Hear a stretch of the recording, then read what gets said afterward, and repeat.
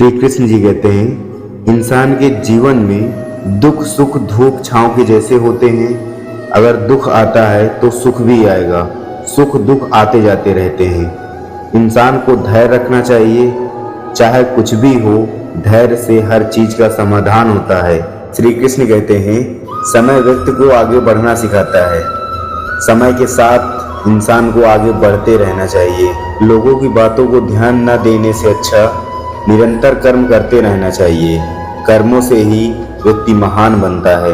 परिस्थितियों को लेकर नहीं बैठना चाहिए, बल्कि इंसान को आगे बढ़ते रहना चाहिए।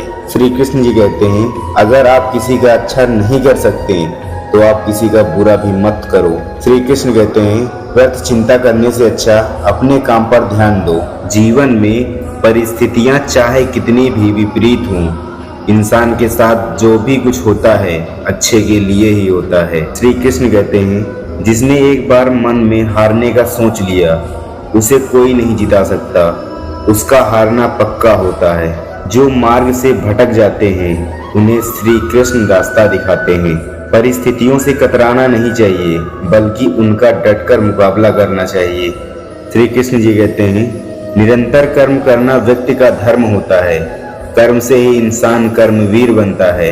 जिस इंसान के अंदर अहंकार आ जाता है उसका पतन निश्चित होता है।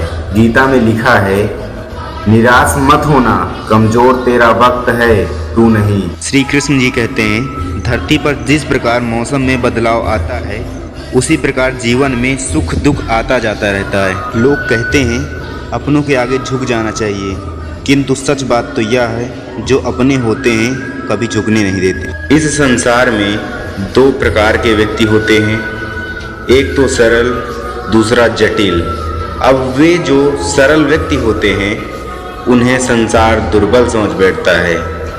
वैसे देखा जाए तो जल भी सरल है, वायु भी सरल है। इन्हें जो दिशा मिले उसमें बह जाते हैं, इन्हें जो आकार दो वो पकड़ लेते हैं। किंतु जब ये अपने पर आ जाते हैं तब क्या होता है? ये जल ऐसी धारा बन जाती है जो बड़े से बड़े चट्टान को तोड़ देती है। वायु ऐसा चक्रवात बन जाता है जो संसार में विनाश ले आता है। इसलिए जो व्यक्ति सरल है उसकी सरलता का आदर करें, उसे सम्मान दें, उसे प्रेम दें।